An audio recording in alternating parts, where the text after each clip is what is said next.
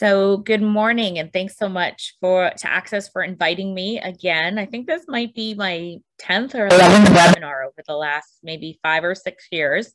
So it's great to be back. Today we're going to be chatting about networking tactics for professional success.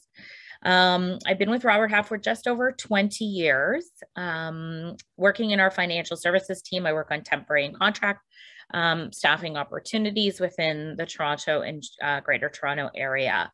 So definitely, if you've got questions afterwards, happy to answer them. And our presentation, networking, this scares a lot of people. It's as old as human relationships themselves, but, it's also new, with the social media phenomenon that's taken over, definitely in the last 20 years, but I think definitely in the last decade. And, COVID has changed a lot of things. The last 2 or 3 years, we've been networking through the pandemic, virtually for the most part, if people have been doing it at all.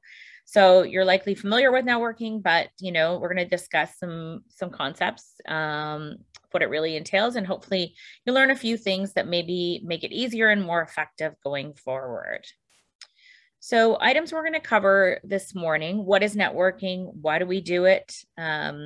Excuses for not networking, overcoming roadblocks, setting a strategy for your networking initiatives, online networking, as well as in-person networking. Hopefully, as things start to open up, and we're seeing that a bit now, I'm seeing some people online starting to go to in-person networking events, helping you prep for that, the elevator pitch, asking for assistance, and some mistakes to avoid.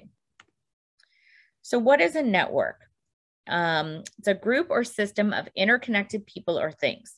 So some examples here: a group of broadcasting stations that connect for a simultaneous broadcast of a program, a number of interconnected computers, a group of people who exchange information, contacts, and experience for professional or social purposes, i.e. a support network. So professional networking, can really be defined as making connections. It's making connections with people who might be able to help you find a job, advance your career, maybe make introductions to other people. It's kind of a simple idea. And I think when you think about it like this, it's, getting help from people more than maybe from strangers. At the same time, professional networking is also about finding ways to help others. You want to be paying it forward, offering your own advice, introducing connections to your contacts. It's twofold. You don't always want to be someone looking for help, but by helping others, you're going to increase your likelihood that, that you'll repay the favor down the road. And, you may be thinking this might be hard because you're going to be moving here, but you never know how you're going to impact other people through your network.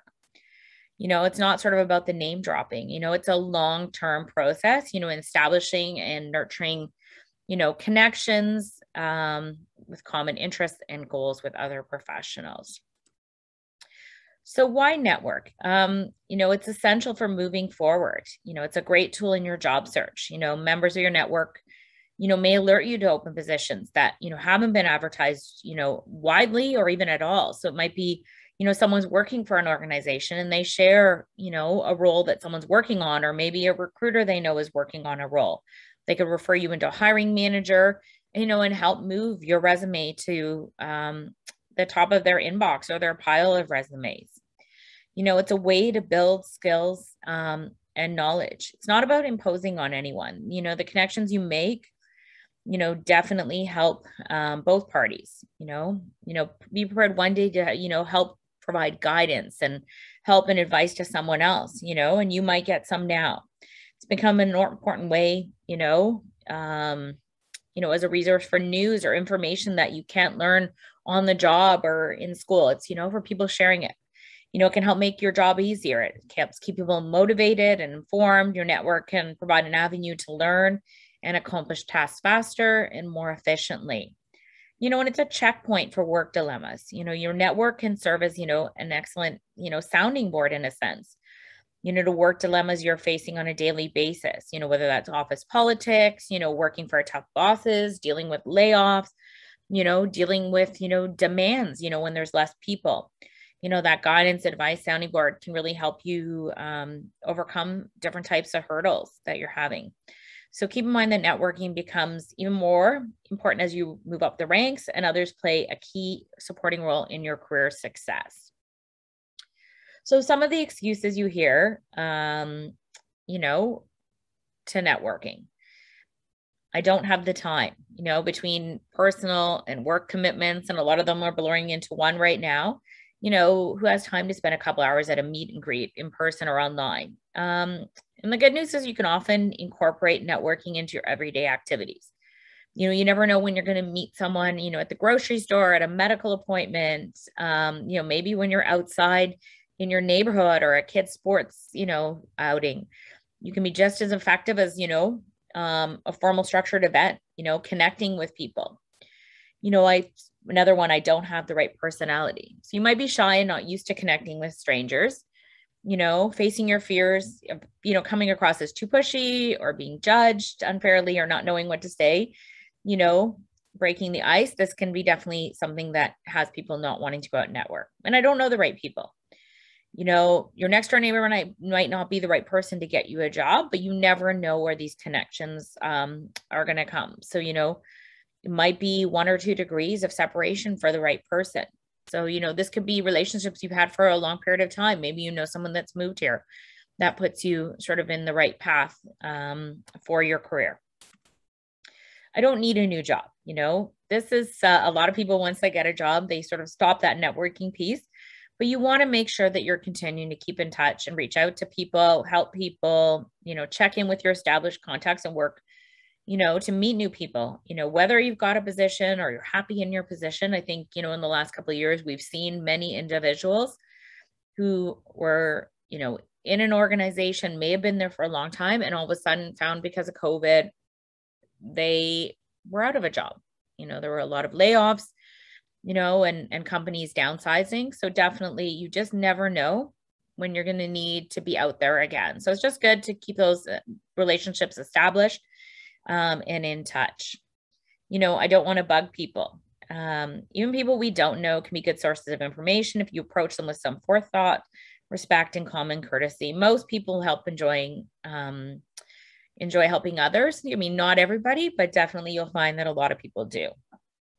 You know, and I don't know anyone who can help me. You know, a job lead or useful career information can come from anyone. So don't minimize your chances by underestimating the potential value of those you know. Often the most helpful contacts are those who are well connected in the industry and willing to help, but they don't have to be in a hiring position. Consider everyone is a networking contact. So I work and speak in, you know, some of the ACCESS programs here in the Toronto area. And, you know, that, you know, for some people is their first network. And, you know, I'm often saying, you know, make sure that you've got a group, you guys are keeping in touch, you're sharing, you know, information, you know, maybe someone, you know, gets approached about a job, but it's not a fit for them, but maybe someone in that, you know, class is a good fit for them. And maybe, you know, providing their details to that individual or sharing the job with them. So you just never know who you can help. So as you move here, you know, start to build these connections. So overcoming roadblocks. You want to be realistic. Recognize that networking does not have to result in immediate rewards. The rewards of successful networking are often harvested in the future. So you're not going to maybe see anything right away. You just want to continue to do it. You want to break down big goals. So tackle large goals bit by bit. So for example, you know, when you move here, maybe the goal is attending one new networking event in person every month. So whether that's, you know, online or in person, you know, maybe it's scheduling an in-person coffee with a new acquaintance you've recently met, or sending out 5 personalized messages to contacts via social media. Small steps can end up being a big difference. And if you're sending, you know, a message on LinkedIn to someone that you're not connected with, or a message, you know, take the time to, you know, craft something about why you want to connect. If you're sending messages in the inbox, don't just send hello. You want to have purpose to that message. I know a lot of people, you know, if they just get a hello, they might not even engage back. People are busy. So you want to make sure that, you know, you are crafting why you might want to connect with that individual. And if they don't connect, then, you know, don't take it personally and move on. Not everyone's going to connect with everybody.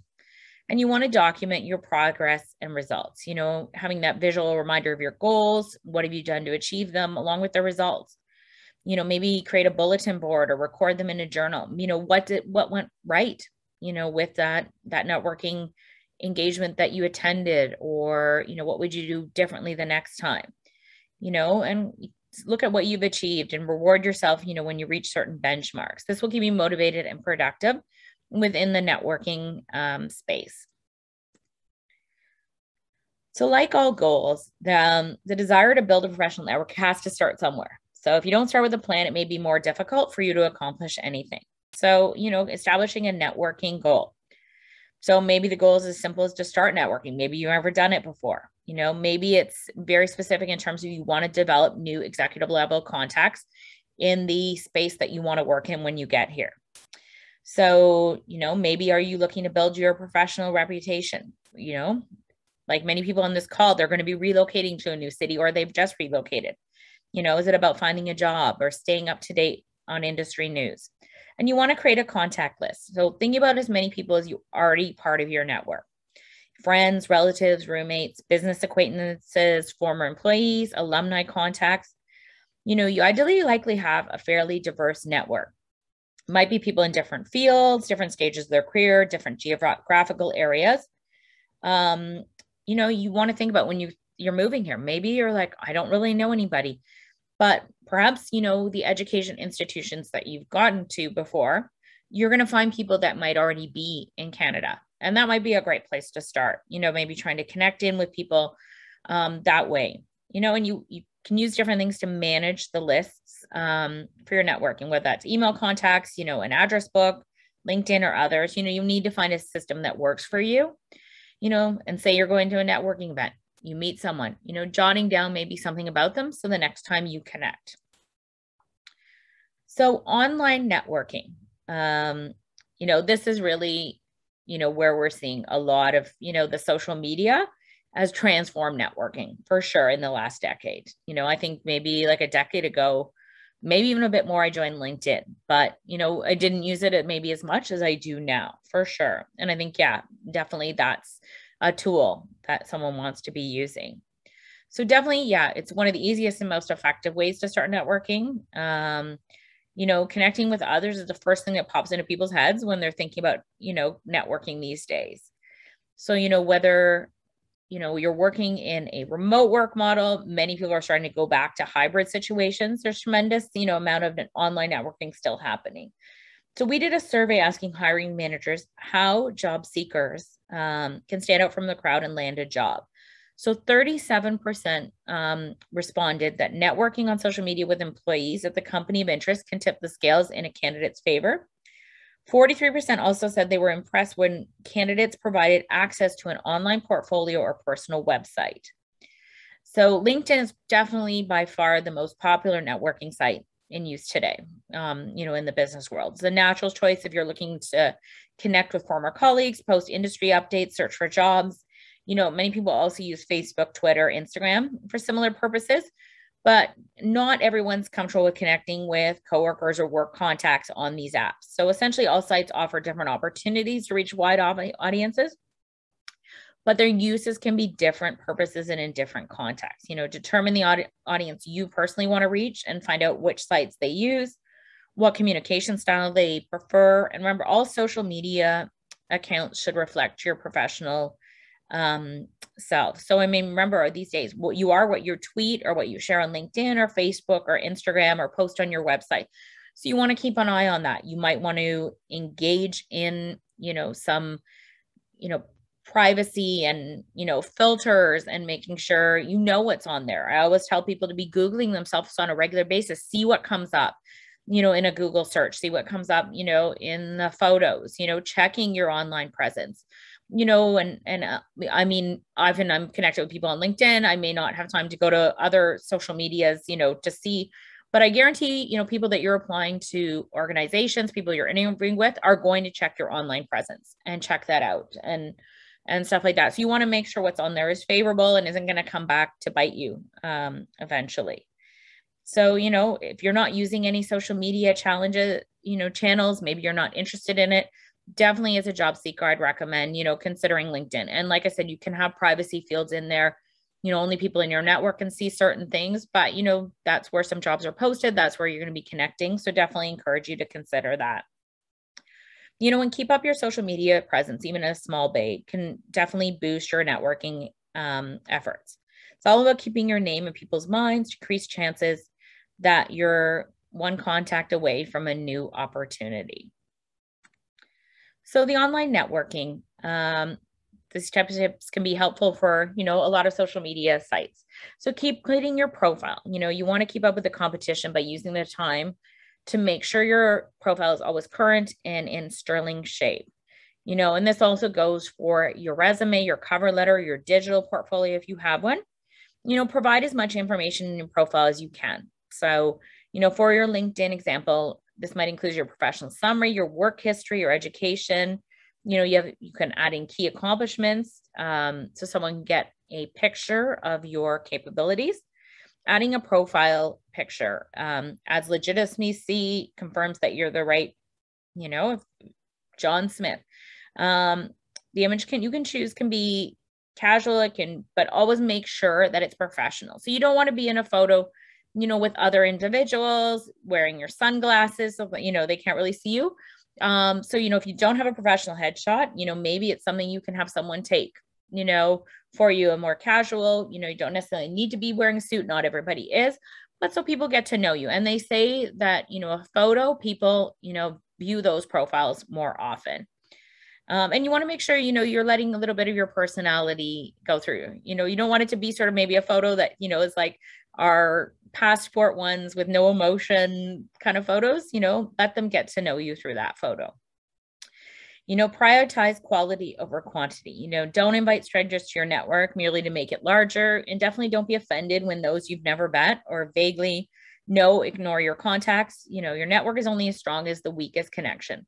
You want to make sure, when you're sending those invites, if someone, if you see you have mutual connections, some people will mention that, but I will sometimes get some invites and they're like, we have mutual connections, and thought we would connect, and there's actually no mutual connection. So make sure if you're using that you're, that you do truly have some connections with that individual. Be a joiner. LinkedIn and Facebook offers a lot of groups for people to share certain passions and interests. This can be a valuable asset for keeping pace with new developments in your field. So when participating in professional groups, you want to provide useful information and input. Avoid sending direct messages to fellow group members unless you've established a personal connection before.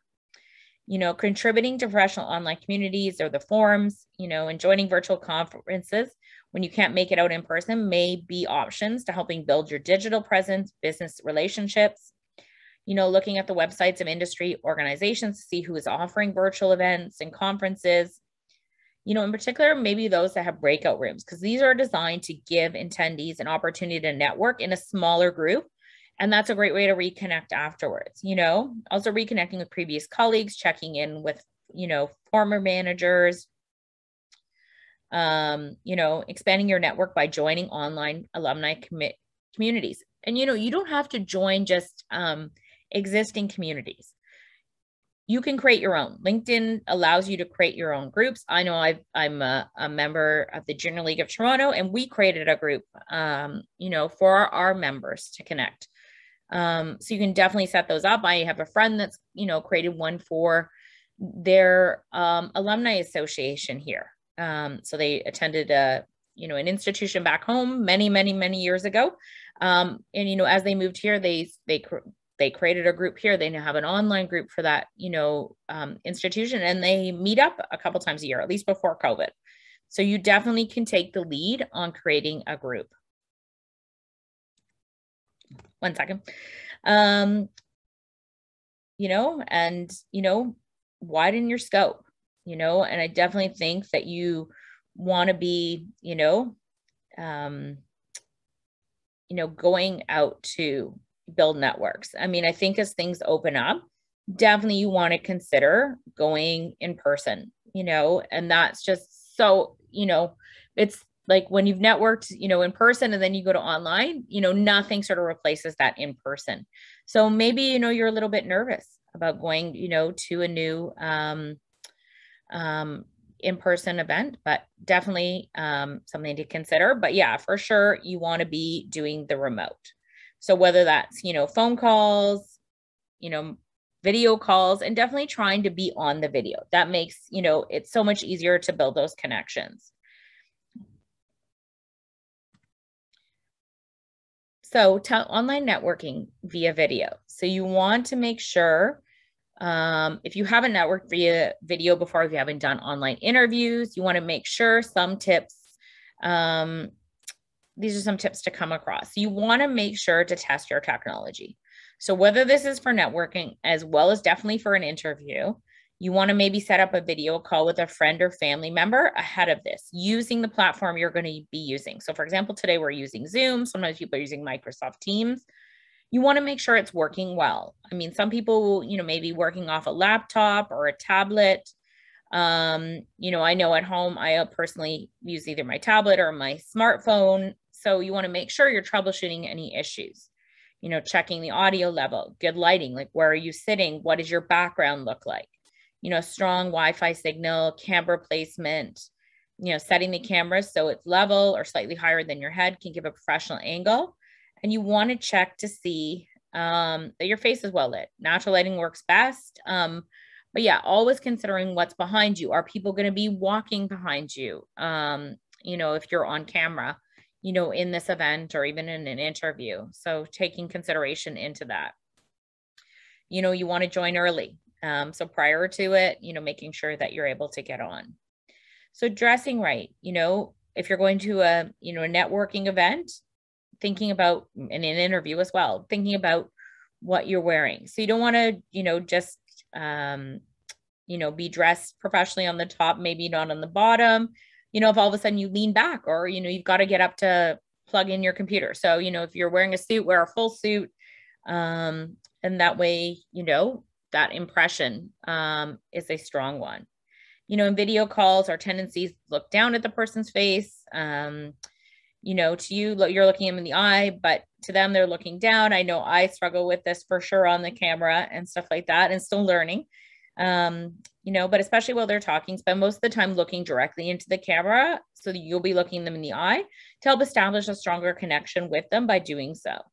Wherever you choose to sit, and a lot of times you're at home and some people don't have an office, make sure you maintain a professional posture, exactly as if you're across the chair with someone in person. Your facial expressions can convey a lot of interest and engagement when someone is talking, considering these things, and this might take a bit of practice. So this is where that practice with a friend or family member prior to a networking event, and especially prior to an interview. If you haven't done a lot of video interviews, definitely something to consider, but definitely we're starting to see some in-person interviews again. So you want to be prepared for that as well. So a few other tips, saying please and being respectful. If you'd like an introduction to someone in your contacts network, ask politely and explain why you hope to meet that person. And when members of your network request introductions to other contacts, don't immediately agree, particularly if you don't know the person who is making the request very well. Your reputation is on the line if your contact ends up being a nuisance to that individual. So you'll need to assess this. You want to make the connection clear. Too often people connect without thinking. When seeking a new contact, remind someone how you know them. If it's been a while since you've talked, maybe you reference the conference you both attended prior to the pandemic, a virtual event, maybe you're part of an alumni association. So sometimes people have a lot of things on their mind. So you definitely want to, reintroduce that. And taking no for an answer. When someone's trying to connect with someone, once is enough. So there's no need to bombard the person with repeated requests. At the same time, you want to keep in mind that some people may not want to connect with you. Try not to take it personally. People use these social media things, for different purposes. Also, there's a lot of people, that are not job seekers or maybe, in different industries or just not really active on social media that may not use these tools very often, may not log in that often. So maybe if you're not hearing back, it may simply be someone's not in there. So some other online tips acting quickly on requests. Patience is a virtue, but not everyone possesses it, especially online. So if you respond to requests that come through your network promptly within 24 hours, if possible. I mean, sometimes this will not be the case, but if you can, and often job seekers are quite active within their online networking, and some of this just to tie into the interview, if you're actively looking for a job, make sure that you are actively checking your voicemail and your email, especially the spam folder, so you don't miss out on a potential, interview with an employer or connection. Keeping it professional. So thinking twice before posting, and don't post too often or on trivial subjects. You want to become a trusted authority. It's okay to share some personal interests and athletics or hobbies and stuff like that, but you want to, be a sort of a subject matter expert in the field you are. And make a big impact with small gestures. So pay attention to what people are saying and working on. This will help you provides helpful situations and suggestions, might allow you to send useful articles, or leaving comments on their posts, or sending them a note, you really enjoyed something they shared, sharing their articles. Say someone's, shared something that you found really, really interesting, sharing that, you can also share your own insights online and offer introductions to the others. It may be a little bit of effort, but sometimes it can have a profound impact on people who you're trying to develop a closer relationship with. So avoiding online networking mistakes. So you don't want to send mass broadcast emails. You're most likely to be successful. You send targeted, personalized messages to your network before you cast a wider net. So for example, like sometimes I will get emails at work that's got multiple individuals from different organizations on the to line. Checking in for work or sharing a resume, that sort of thing. So in that case, that individual might send a personal message just to, an individual directly, in my case, maybe, dear Michelle, wanted to check in. I'm still looking for work. I've currently, completed this course or completed an assignment somewhere, and sending an updated resume. That definitely is probably best. You don't want to take a one-sided approach. It's all about me is not going to get you very far. So networking sites allow you to ask for help from members within your network quickly and easily, but you don't want to abuse this, privilege. You also want to, thank those who've lended you a hand, always look to return the favor. Because, if you don't, then people may stop helping you. And you don't want to make the online networking your sole networking strategy. I mean, social media definitely helps it make it easier, but these should supplement and not replace, traditional networking. So the face-to-face meetings I was mentioning earlier, and definitely video and telephone calls as well. So networking know-how. You don't want to abuse new connections. Don't ask a new contact for a big favor. If you've just been connected for a little while, you want to establish rapport or trust first. I know I personally sometimes get, some requests and I don't know the person. I don't have any relationship and they're asking me for connections. Maybe it's somewhere where I have, some. So, definitely something to consider. Give to receive. Continually tend to, your network, not only when you need something. The best networkers are responsive, reliable, resourceful. They check in. You want to proofread. So this is, when you're sending emails, invitations, as well as your resume and cover letter. Follow the rules of good writing in your messages, your bios, really, really important. I would avoid using text talk, emojis. You want to make sure that, you're sending professional correspondence, especially when you don't know someone. If you send an invitation with text talk in short form that some people may not understand, including me, and maybe emojis, and you send that, LinkedIn request to the CFO in an organization, they might not take it seriously and they may not, connect. So definitely something to consider, and be discreet. It seems like oversharing is an epidemic. Protect your reputation with a combination of good judgment and privacy settings. So in-person networking, like I said earlier, social media is great, but when you've gone to like the in-person networking, you've gone back to sort of this, online world, it does not replace the face-to-face interaction.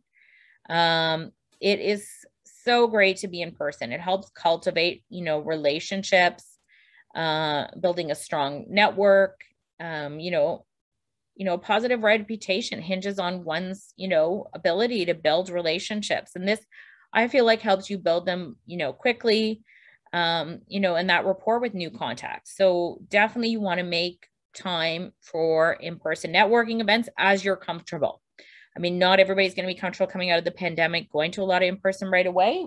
Maybe they're open to smaller types of things, like maybe meeting someone for coffee or lunch. And there's also larger events. So whether that's mingling at a professional event, after work, these things are important. You want to be doing some personalized outreach to key contacts and professional, prospective employers. Definitely connecting in person takes time and more effort than connecting online. It might be because you've got to travel, to where that event is happening. Maybe you're getting home later. You have to give up other things to be able to attend it, but it definitely can deliver significant value over the long term. Once you develop those relationships through those one-on-one meetings or bigger interactions, you can use the online networking to nurture those connections afterwards, and make sure if you go, that you're connecting, with individuals afterwards in a timely manner. So, you're there, you're networking in person. You need to make a point quickly. So most contacts are pressed for time.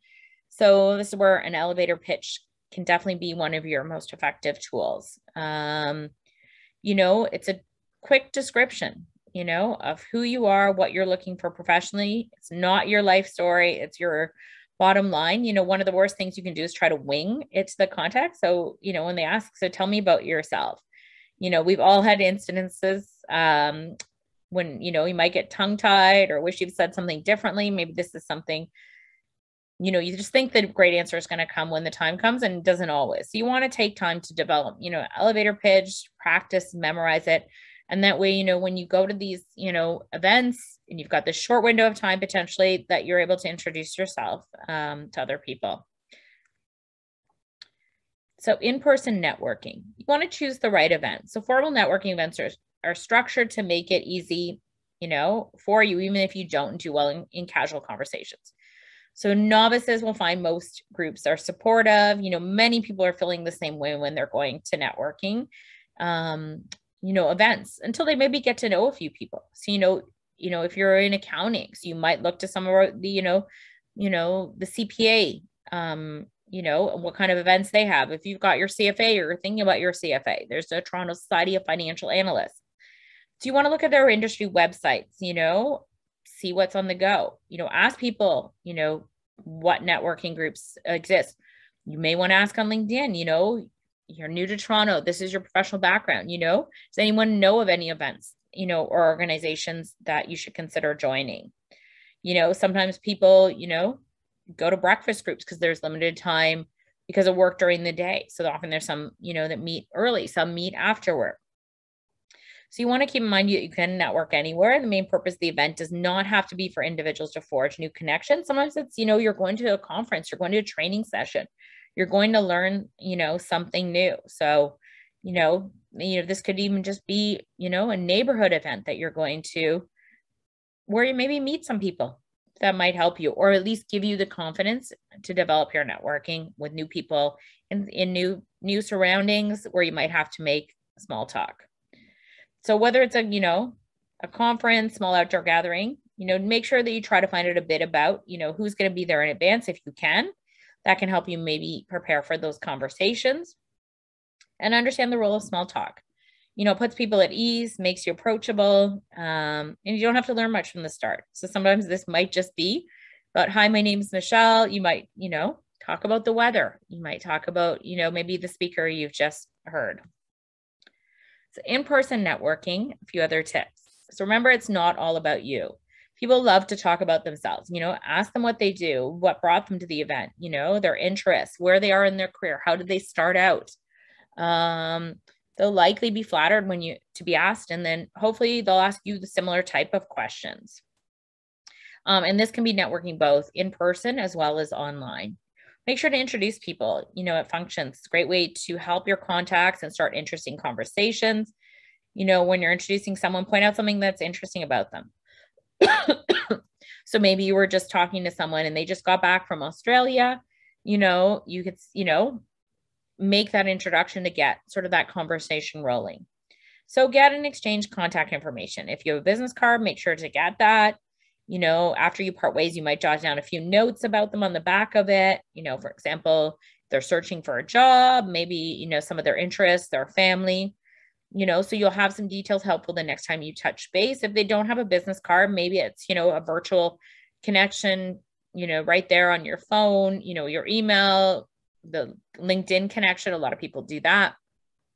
And that way you're connected. And the follow-up, good idea to meet, connect, when the connection's still fresh. So maybe you went to an event, you pop them a note, maybe later that night or, the next day, great meeting you, and then, or it could be a quick email or phone call, if you and the connection really clicked, maybe, it's, creating sort of a follow-up, meeting for coffee or, setting up a virtual chat. So when it comes to asking for assistance, remember the more personal you approach, the higher your chances of success. We touched upon a lot of tips, throughout the online networking, but I think that's worth repeating in greater detail. So whenever possible, offer help first. This helps lay the groundwork before you ask for something from them. So, an example would be, sending one of your contacts a news article of interest or inviting them to an online or in-person industry event you think they'll be interested in. Asking someone, how can I help you, is one of the best ways to build some goodwill.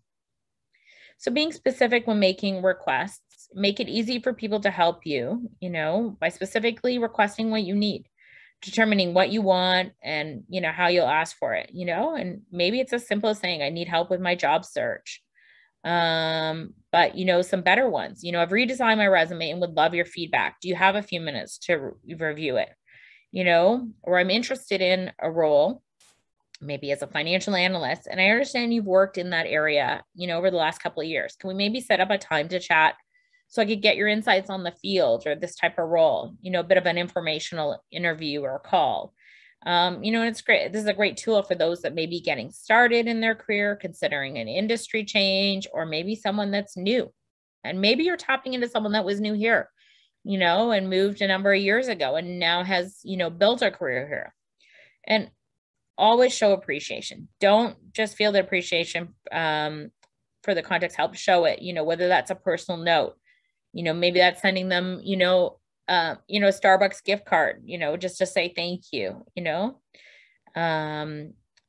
definitely consider saying thank you. I remember one of my friends helped me get a job early in my career that I probably wouldn't have gotten, because that individual was working on a contract for that organization. And, they knew they were hiring and that person did not have the courses that organization was looking for, but it was something that I had. And my friend called me in those days. In those days, we didn't have email. So he had me drop off my resume at his house. He brought it in. It led to me getting an interview and led to me getting a full-time job with this organization. So a couple of months after I started, I made sure to take my friend out for a really, really nice dinner to say thank you, because I would not have gotten that job or that introduction without them. So, definitely always show appreciation. So networking mistakes, not asking for help. This is the most common mistake. People are usually willing to help if they're asked, and don't be able to afraid to tell your contacts, I'd love your help with X, whether that's, looking at your resume or, maybe helping you learn a bit more about an organization or getting your resume in front of someone. At the same time, you don't want to over ask. You want to be reasonable with your request. It's fine to ask for an introduction to someone, but it's, not okay to ask someone to rewrite your resume or revamp your website for free, for example. Not keeping in touch. So don't stick the business cards that you got, away. And then all of a sudden you find them when you're spring cleaning the next year. Make a plan to reach out and connect with those people you've met. So whether that's, using a calendar function, in Outlook or your iCalendar, writing it down in a notebook, definitely, make sure that you continue to keep in touch with those individuals. And you don't want to burn bridges. You know, if your friend helped you land a job, you know, but when, you know, you helped, you know, you help find a job, but then, you know, when you reach out, someone doesn't want to help you, you know, these are classic mistakes that can, you know, harm a relationship. So remember not to be too busy to help those in your network. If someone, you know, does catch you at a time where maybe it doesn't work, reply to them to tell them it's a bad time, but then set up a time to help them. Relationships matter. You know, like I said earlier, I've worked in financial services recruitment for quite some time. Excuse me.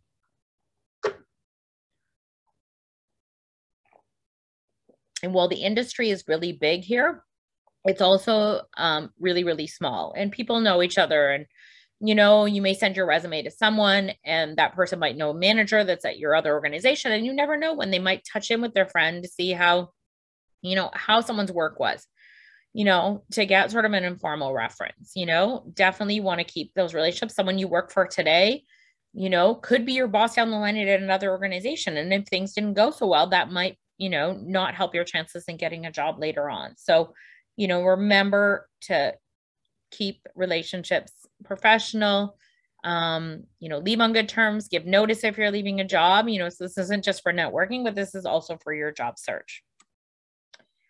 So next steps, you know, staying motivated and sticking with it, you know, consider maybe teaming up with a friend, you know, and working together on your networking, you know, efforts to encourage each other, offer support, maybe attending network events together. So, you know, that safety in numbers, especially in the beginning, especially maybe when you're new, if you have someone that you can go with, that's sometimes super helpful.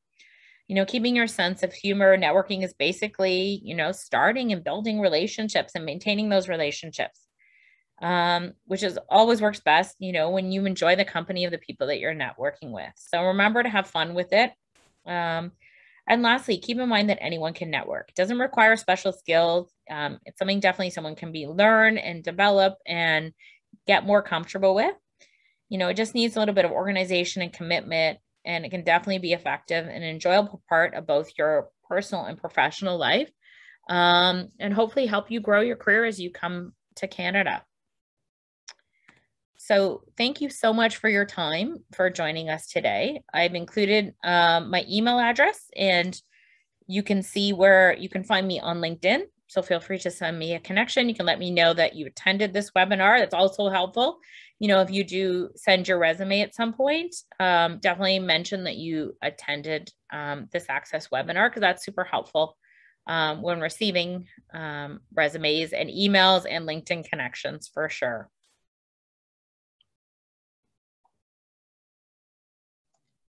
Beautiful. Thank you, Michelle. So does anybody have any questions for Michelle while she's here? I do see that there's one in the Q&A. Michelle, Ala wanted to know what you mean when you say be a joiner. I think you want to, you know, it's joining groups, you know, as I was saying earlier, you know, when you're coming here. So say you're an accountant, you know, and say you've worked on, you know, a designation overseas, and you're thinking about, you know, coming and pursuing your CPA here, you know, it's, you know, joining their organization, you know, going to their potential networking events, attending their webinars. This could be joining informal groups. So maybe you went to an educational institution, you know, prior to moving here. You know, do they have an alumni network? Do they do in-person events? You know, getting involved in things. You know, some people move here and they go and pursue some education here in, well, I'm in Toronto. So in Toronto, so maybe they go to one of the colleges and they take, you know, a post-secondary certificate for a year. You know, they might get involved in the campus stuff that's there, going to the events. You know, I know one of the programs that I speak to at one of the colleges, every year they have an alumni event. Well, prior to COVID, they haven't had it during COVID. I often went because I was a speaker in it, but, you know, like so many people from those past classes would, you know, join in, they would show up there, you know, some of them go back and speak in the class. So, you know, there's many ways to join in things. And yeah, networking is huge here and building those connections.